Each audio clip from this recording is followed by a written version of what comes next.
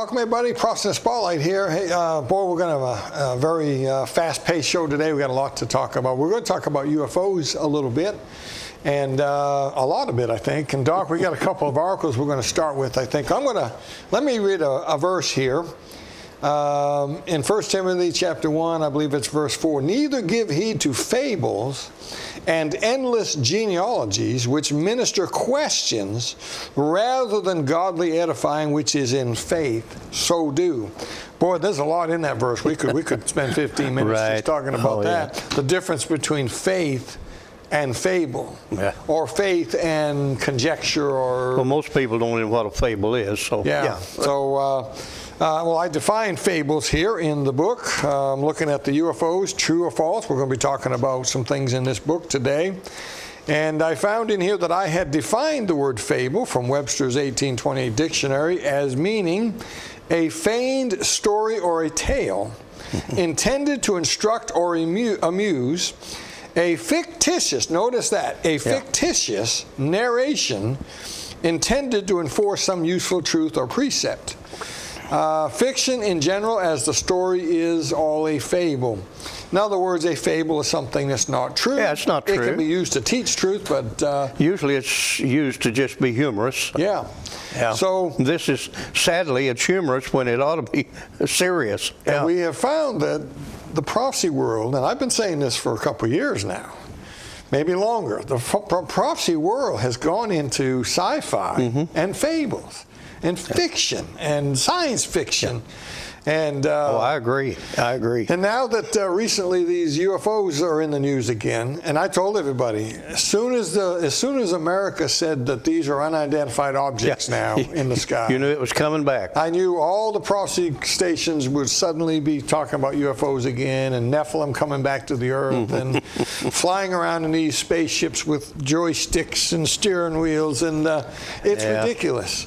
And in my book, I explain what I believe UFOs are all about. Well, they are unidentified, but they're just an object. Yeah, and probably man-made. And most of them are in fact being seen near military institutions, military bases. It all started Area 51, Roswell in the 40s.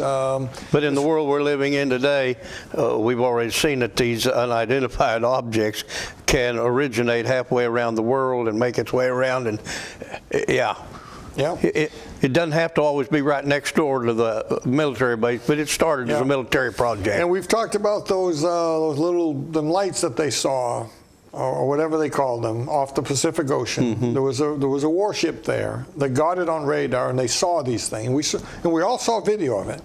Now they didn't fly one F-16 out there to check it out. They didn't send anybody out there to see and get video, try to contact them. They simply showed us this grainy film that looked like it was from the 70s. And but see, this big balloon that came across, millions of Americans saw it, so they had to go shoot it down. It was seen over Montana, and that's when the government had to admit that it was there. The story keeps changing, Doc. And it's like we said from the beginning, they knew the moment it lifted off over in Chinese territory. And you can't tell me we don't have enough ability to know what's going on in the world. And I hate to talk about it because by the time this show airs, it'll be several weeks beyond. And who knows what it'll be. It may be another one shot down by then. Because this show is going to be, what we're recording right now is going to be probably 3 weeks out. Yeah, probably. But it's still applicable to what I want to discuss with the UFOs. But before we do that, Doc, there's a story here that come out. This is from February the 15th. And this is Jim Hoff. This is Gateway Pundit, I believe. Yeah, Gateway Pundit. Jim Hoff, the Hoff brothers. On Wednesday, Elon Musk spoke at the World Government Summit and warned of the dangers of a one-world government. Now, this is shocking. I saw the headline, but I didn't click on it. I watched the thing. I thought, man, oh, life. So here's Mr. Spaceman himself, Mr. Satellite guy, Mr. Richest man on Earth, but he has said that he's scared of AI. He's working on it, but he's scared about what they might be creating. But the thing is, he made his statement right after Mr. Klaus talked about how that whoever masters artificial intelligence is going to rule the world. And then he comes on and says what he says. So, boy, you wonder if that had something to do with why he said that. It may be, but the fact that, yeah, he wants to get it going, but what if somebody beats him to it? But I thought, here they are at the world governance, and everybody's working on a one world program, and then he comes on the big screen and announces and gives his. We don't need to have this kind of one world government. Well, look what he said here. I know this is called the World Government Summit, but I think we should be maybe a little bit concerned about actually becoming too much of a single world government, Musk said. We want to avoid creating a civilization risk by having, frankly, this may sound a little odd, too much cooperation between governments, he continued. He warned that if the singular world government will be imposed, in other words, a one world government that we've been talking about for years, will be, if it's imposed, it could lead to civilizational collapse. Now, he believes for a different reason. Yes, for a different reason. We have Bible reasons for it, we believe. And by the way, I want to tell Elon Musk, it is going to happen. That you can't stop it because the prophecy is already been written in advance. It's been written in advance. Now, woe be to him who brings it on. But there is some to his context of not wanting to do away with everybody's being a little different and being able to express their difference. And one of the things of the one world order that's coming is going to be a 10 segmentation of some kind that's still going to have that kind of a root in it. He said some amount of civilizational diversity is needed. Now, what that means, I don't know, but well, the diversity of people and their cultures and things like that. You can't just cut that all off and paste in a new one immediately. I think we want to be a little bit cautious about being too much of a single civilization, because if we are too much of a single civilization, the whole thing may collapse. Yeah. Sounds like it's going to collapse at the Battle of Armageddon. You're talking here. Yeah. He sounds like he suddenly heard something he didn't like, and he's stumbling around trying to combat it. Well, he does that in his communication anyway, but yeah. Obviously, but I thought it was interesting. Not suggesting war or anything like that, but I think we want to be a little bit wary of actually cooperating too much. It sounds a little odd, but we want to have some amount of civilizational diversity. Yeah. Anyway, you got something else that you're going to read for us. You know, this is the world governments. This is where all of the governments of the world get together and make their plans. And here's what Dr. Artros Burris had to say. He said, but to me, the big question is how we are going to go through this transformation. It cannot be gradual. It has to be, he says, driven by a certain shock that will happen. And they're telling us there'll be a shock coming that's going to cause the entire world to want to fold into this. They're telling us what they're going to do. What do you suppose that shock's going to be? I'm sure it's going to be economical, probably. Or it could be the rapture. Oh, it could be the rapture, or it could be another one of them pandemics. Men taking people off the world. Yes. They're going to blame it on these UFO things. Oh, I have no doubt it's going to be a part of the scenario. Well, let me read the back cover of the book, folks. If you don't have this, the UFOs, she'll put that up on the screen for you. Truth or Fable. It's actually a 24-page booklet. You can read this thing in half an hour, 40 minutes. And let me just read the back cover of this book. Since the late 40s, people have been fascinated with UFO phenomenon. That is to be expected since the world has gone after evolution, that Doc talks about all the time, and other non-biblical. Listen, if evolution is true, then who's to say there's not other beings That's out true. there? Absolutely. Yeah. And other, evolution and other non-biblical beliefs. We have reared a generation of people who no longer believe in the God of the Bible and have instead gone after sci-fi, humanism, and whatever other new enticing fad comes along. Worse, Bible-believing people, especially those who are leading prophecy ministries today, have bought into the UFO hype hook, line, and sinker. Yeah. When did it all begin? Where does it end? Are there aliens visiting our planet? What is the truth about UFOs? Is it truth or is it fables?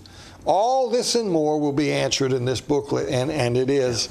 Folks, I started off with an introduction here.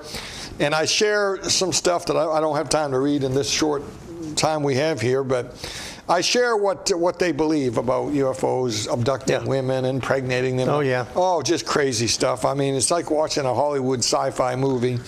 Then I explain what UFOs are. I talk about the end-time confusion here with the Nephilim crowd and all that.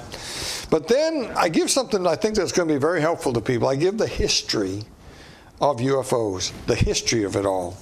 Started basically in the 40s. Basically 1947 was the first well-known UFO sighting that ever happened. And it was a businessman named Kenneth Arnold who claimed to see a group of 9 high-speed objects near Mount Rainier in Washington State while flying his small plane. This is 1947. That's a long time ago. And a lot came of that. And then you got the Roswell UFO incident that happened. I think this is in the 50s here. And the amazing thing, Dan, you used a date. All of this came about at the same time Israel is brought back in, as prophecy is getting ready to get things set for the end time. This scenario comes in alongside with it. Yes. Yep. Area 51, I talk about that in the book. There's a whole paragraph about that, 50s, that came about. That's a testing place. It's very secret. It's out there in the same area where they tested the nuclear bomb for the Manhattan Project and all that. Secret places out there. They don't want to, nobody's allowed in there. And everybody jumps to conclusions that they've got aliens locked up in there. It's not true. It's nothing but conjecture and fable. Yeah, fable. I realize the above UFOs is not, my understanding of UFOs is not as exciting as the Nephilim crowd and the little green men coming down in spaceships. But do you want truth or not? Don't get caught up in the UFO hype coming from Prophecy Ministries Today or any other place. Or any place. I would love to get on Tucker Carlson's show. That'll never happen. I would love to get on there. You can't even get on a large network of biblical prophecy ministries. I'm finding, Doc, that most of the prophecy ministries are not interested in us anymore. No, they're not interested in. They're not interested in just down to earth Bible. No. Yeah. So, we're too much Bible for them. Yeah. Folks, this book will be a big help to you. Go to the website prophecyinthespotlight.com. You can find the book right there, or go to my bookstore right from the webpage. I really believe, I'd love to see people get this book and read it and get their head on straight and get the right understanding of this UFO hype and phenomenon that's out there. And well, folks, we are viewer supported. We sure appreciate those of you who partner with us and financially support us, pray for us. We appreciate that very much. We're on several radio stations around the country. We want to get on some more. If your church or organization has a radio station that would like to talk with us, we'd love to get on. Of course, we're right here on YouTube. And all of our radio programs and these updates are all on YouTube, as well as the TV shows, all here on YouTube and Rumble. You can find them at prophecyinthespotlight.com, real easy. All right, Doc, I guess we're about out of time. We'll leave the UFO subject for now. Yeah. And folks, until next time, keep your eyes on them skies.